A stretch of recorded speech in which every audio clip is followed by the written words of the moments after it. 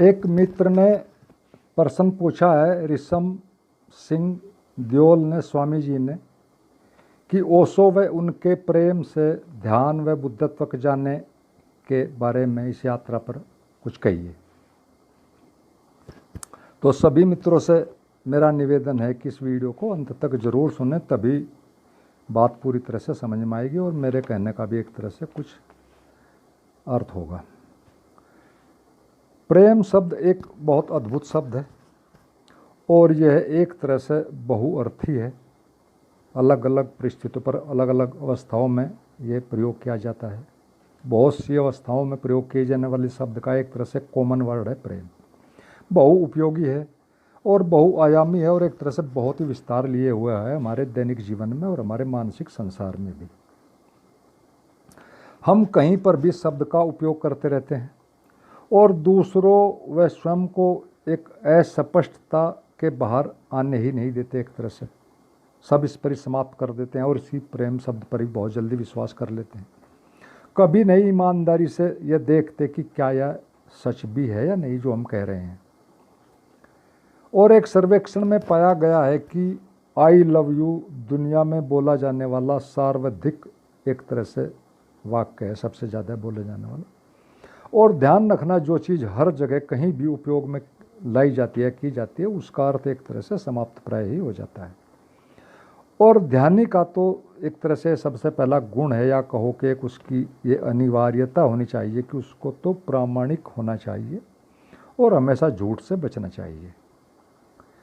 माना कुछ लोग प्रेम व तंत्र के मार्ग से भी कभी पहुँचे होंगे और हो सकता है आगे भी पहुँच सकते हैं, लेकिन ओशो दो बातें और भी इसी संदर्भ में कहते हैं। पहली उनकी ये बात है, हम सभी ने पढ़ी होगी, मैं आपको रिमाइंड करा दूं कि उस अनंत को पाने के अनंत मार्ग हैं। और दूसरी कहते हैं कि प्रेमी और भक्त कभी मुश्किल से ही चौथे शरीर से आगे जा पाए हैं अपवाद स्वरूप। यानी बात कहने की सिर्फ इतनी ही है कि यह मार्ग अधिकतम भटकनों की संभावनाओं से भरा है और चूंकि यह रसपूर्ण है, हम जल्दी ही एक तरह से स्वाभाविक तौर पर, जो हमेशा से एक दूसरे से जुड़ने की आदत के चलते रहने के कारण जो हमारे अंदर होती है, उसके कारण हम एक तरह से इस तरफ फौरन ही चले जाते हैं। तो अच्छा तो यही होगा कि हम इसे अपने दैनिक जीवन की आवश्यकता तक ही सीमित रखें और इसके द्वारा आत्म जागरण की कोशिश करना एक तरह से ना करें, क्योंकि और भी बहुत से अनेक अच्छे अच्छे मार्ग मौजूद हैं। अब कुछ मित्र तर्क देते रहते हैं कि ओशो कहते हैं कि स्वतंत्रता जरूरी है, लेकिन ओशो यह भी कहते हैं कि विवेक को जागृत किए बिना स्वतंत्रता पाप में ले जाती है। ये भी हमें ध्यान रखना चाहिए एक तरह से। ओशो कहते हैं एक और जगह कि दो शरीरों के बीच संभोग हो तो काम, और मनों के बीच संभोग हो तो प्रेम, और दो आत्माओं के बीच शून्य को बीच संभोग हो तो समाधि फलित होती है। अब इस विषय पर भी, इन शब्दों पर भी हमें खुद ही अपना एक तरह से आत्मनिरीक्षण करना है। ओशो एक और जगह कहते हैं कि प्रेम बांधता है, मैत्री मुक्त करती है। और इसके साथ ही साथ वे यह भी कहते हैं कि बुद्ध ने कभी नहीं कहा कि प्रेम करो, वो मैत्री की बात करते हैं। ओशो एक और अन्यत्र जगह कहते हैं कि जोड़ना बेहोशी है और तोड़ना एक होश की प्रक्रिया है। ये सब चीज़ें हमें खुद ही देखनी है अपने निरीक्षण में। ओशो एक और जगह कहते हैं कि जीवन में जितने कम बंधन हो उतना ही अच्छा है।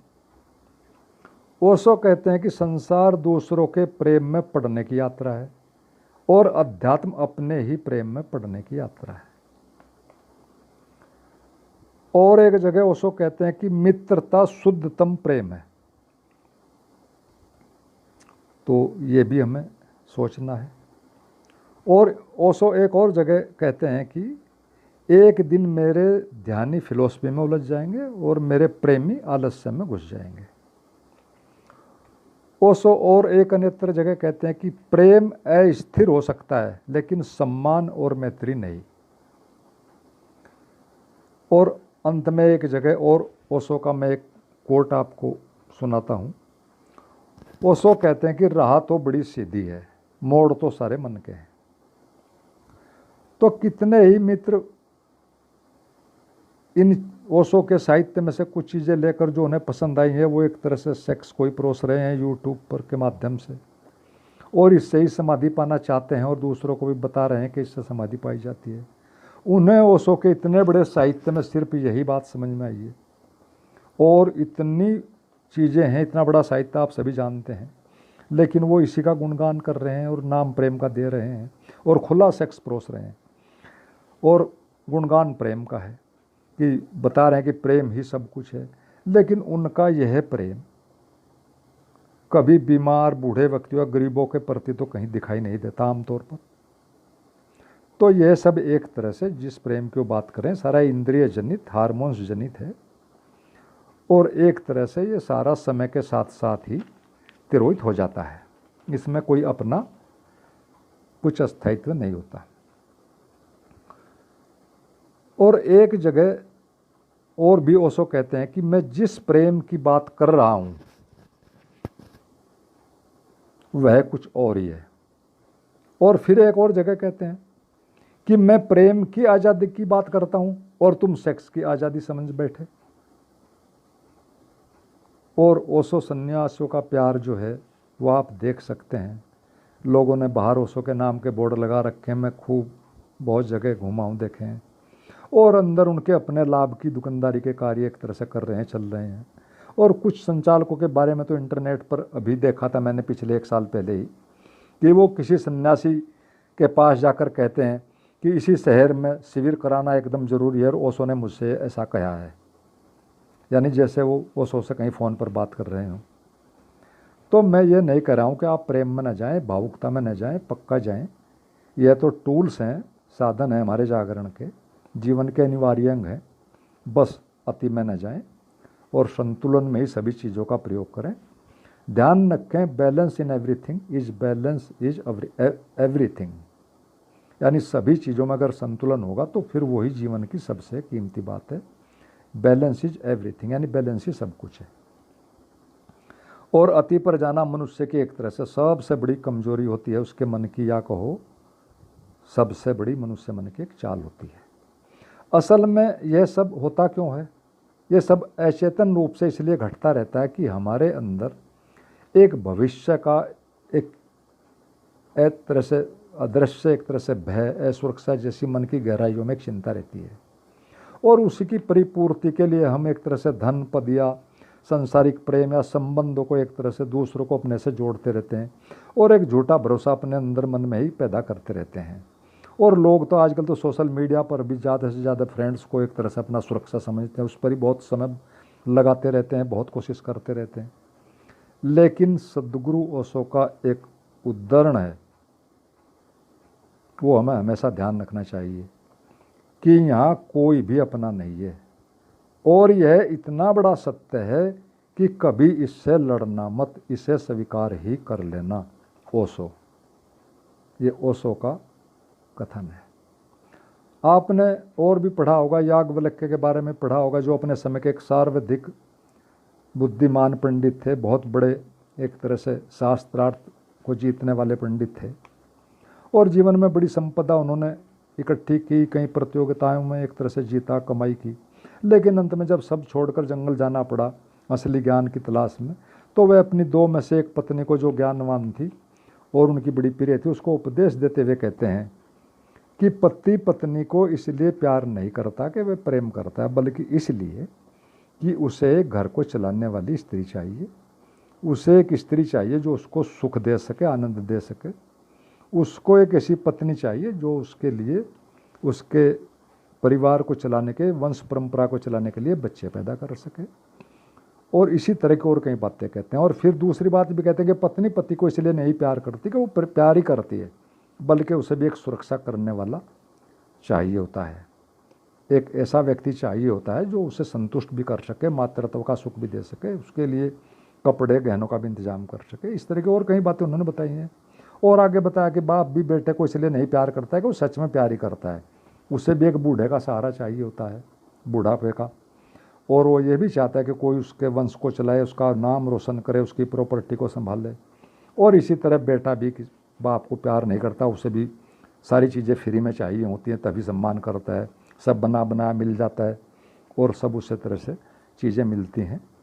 तो यहाँ सब के एक तरह से ये कहा जा सकती है अपने अपने स्वार्थ हैं, एक संबंध हैं, एक आवश्यकताएं हैं, इनको ज़रूरत से ज़्यादा समझ लेना एक तरह से अपने को धोखा ही देना है।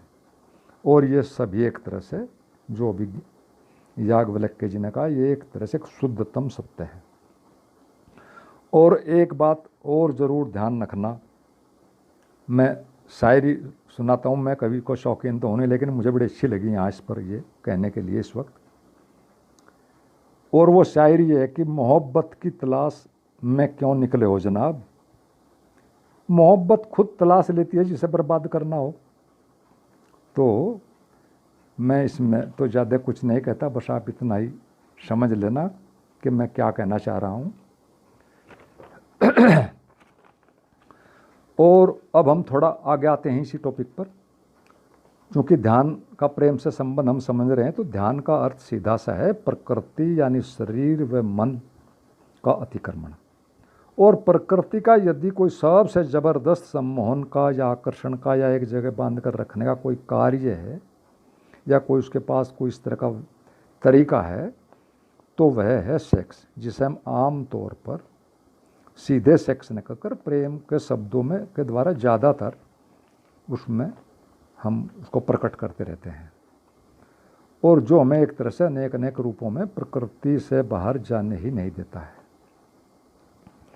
और ध्यान की यात्रा तो एक तरह से एक संतुलन और जागरण की यात्रा है, सब कुछ को एक तरह से तथ्यों की भाषाओं में देखने की यात्रा है ध्यान की। और सेक्स का आकर्षण तो एक तरह से सर्वाधिक बड़ा एक तरह से तथ्य है जो हमें एक तरह से दूसरों में ही उलझा कर रखता है। तो इसे देखना चाहिए हमें और समझना चाहिए और एक तरह से बेवजह के धोखे से बचना चाहिए। ओशो सेक्स में के ऊपर के उसके पक्ष में बोलने के साथ साथ ही एक जगह एक और बहुत अच्छी बात कहते हैं जो कि ध्यान के विकास के संदर्भ में किसी ने उनसे पूछी थी। वो उसका जवाब देते हुए कहते हैं ओशो कि यदि तुम पर सेक्स कार्य नहीं कर रहा है तो समझो तुम पर कुछ भी कार्य नहीं करेगा। मतलब क्या कि यदि तुम सेक्स से बाहर निकल गए तो फिर और चीज़ें तुम पर जो बाधाएं आती हैं ध्यान के मार्ग में वो कुछ कार्य नहीं करेंगी। और ध्यान रखना सभी चीज़ें एक सीमा तक ही लाभदायक होती हैं, उसके बाद तो सभी चीज़ें हानिकारक होने लगती हैं धीरे धीरे।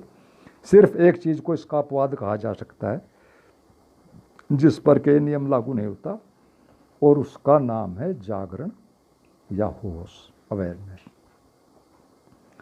कुछ मित्र अक्सर ओशो की पुस्तक संभोग से समाधि की ओर का हवाला देते रहते हैं कि ओशो को तो स्वयं ही कहा है, वो स्वयं ही कह रहे हैं कि संभोग के द्वारा समाधि को, और पता नहीं उन्होंने उस पुस्तक को कैसे पढ़ा, क्या उन्हें लगा। मुझे तो उस पुस्तक को काफ़ी समय पहले पढ़ा था और उसमें से एक ही निष्कर्ष मेरी समझ में आया था कि जैसे संभोग के दौरान हम ईगोलेसनेस यानी अहम शून्यता, अहंकार शून्यता, और टाइमलेसनेस, समय शून्यता में होते हैं और एक डीप रिलैक्सेशन में होते हैं, गहरे विश्राम की अवस्था में होते हैं, वही अनुभव हमें जो संभोग में होता है छोटी मात्रा में, वही अनुभव हमें समाधि में हजारों गुना मिलता है। यानी देखा जाए तो संभोग समाधि का एक छोटा सा प्रकृति द्वारा दिया गया अनुभव है, ताकि हम कुछ उस पर सोचें, उस पर आगे बढ़ें, उसको बड़ी मात्रा में पाएँ। ये एक तरह से हमारे लिए एक हिंट है प्रकृति की तरफ से। अब हम ना समझें, उसको गलत लें तो वो एक अलग बात है।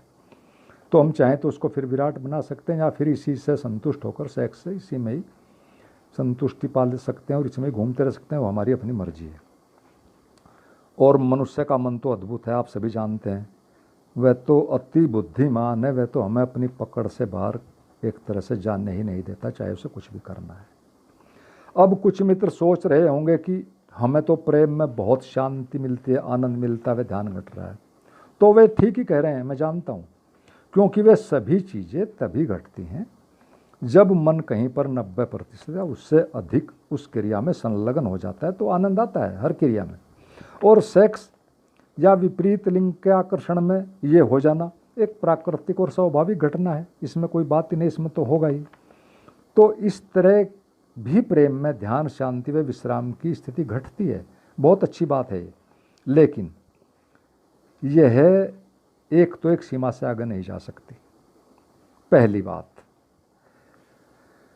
उससे आगे जाने की कोई संभावना नहीं। दूसरी बात यह है कि यह दूसरे के साथ पर निर्भर है, और मन इतना बुद्धिमान है हमारा, इतना होशियार है, हमें उसका पता नहीं अभी पूरी बात का, कि वह ऐसी बातों पर कभी भी पूरा भरोसा नहीं करता है। वह गहराई में सब अच्छी तरह जानता है कि यह सब कल बदलेगा, और इसमें इस केस में कुछ भी बदलाव हो सकता है, दूसरा कभी भी बदल सकता है, कोई भी घटना घट सकती है, तो वह इसमें कभी भी पूरा समर्पण नहीं करता है, और उसके पूरे समर्पण बिना एक तरह से कोई बात होनी नहीं है।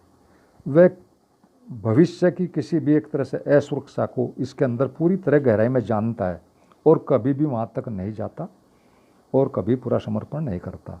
और यदि वह उस वक्त कभी कर भी दे परिस्थितिवश पूरी तरह, तो बाद में वह फिर अपना पुराना काम शुरू कर देगा, चालू कर देगा। ये तो उसका एक आम बात है, इस तरह की धोखाधड़ी। और सिर्फ अकेले अपने ही अनुभव पर 100% भरोसा किया जा सकता है, और मन भी उस पर करता है पूरी तरह, जो सिर्फ और सिर्फ अपने अनुभव, अपनी अवेयरनेस में आया हो और अपने ही अनुभव से आया है।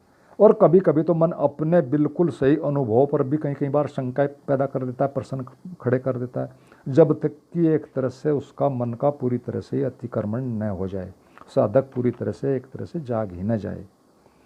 तो एक साधक को तो अपने सभी अनुभवों का भी एक तरह से अनुभव करते रहना चाहिए, उनका विश्लेषण करते रहना चाहिए। लेकिन ध्यान है, अस्थायी बात वही होती है जो सिर्फ हमारे कारण घटती है, हमारे ही द्वारा घटती है, और हमारी ही पूरी होश में घटती है, जिसके हम सच में मालिक होते हैं। और मित्रों, वीडियो के अंत में मैं सभी मित्रों को एक सलाह के रूप में एक सूत्र देता हूँ कि सच जान लेने के बाद झूठ सुनने में भी बड़ा आनंद आता है। ये सूत्र है। अतः पहले हर कीमत पर, हर हाल में स्वयं को हमें जान लेना चाहिए, और फिर संसार रूपी झूठ का भी पूरा मज़ा लेना चाहिए, पूरा आनंद लेना चाहिए। उसमें कोई प्रॉब्लम नहीं, उसमें कुछ होता ही नहीं सच में। तो तभी हम पूरा आनंद ले सकते हैं जब कि हम किसी चीज़ के अंत तक सब कुछ उसके बारे में जानते हों, तभी उसका पूरा आनंद ले सकते हैं। वरना तो हम किसी भी आनंद को कुछ कहें, हमेशा कहीं ना कहीं गहराई में एक शंका बनी ही रहती है। और शिव सूत्र का तो एक पूरा एक कथन है एक जगह बहुत अच्छा, कि योगी ही, ज्ञानी ही इस अस्तित्व को सचमुच भोगता है, और कोई नहीं। तो मित्रों, वीडियो कैसी लगी ये तो आप कमेंट करें इस बात पर, और इसको लाइक शेयर सब्सक्राइब करें, कमेंट्स ज़रूर क्या करें। और मैं ये दूसरा पार्ट है मेरी 4 वीडियोज़ में से, मैं 4 वीडियो बनाना चाहता हूँ, ये दूसरा पार्ट है, 2 पार्ट और बनाऊँगा। आप कमेंट ज़रूर क्या करें, उनसे ही मुझे एक तरह से मोटिवेशन मिलता है, ये पता लगता है कि मैं कुछ ठीक भी कर रहा हूँ या नहीं। और अंत में आप सभी मित्रों को मेरा प्रणाम।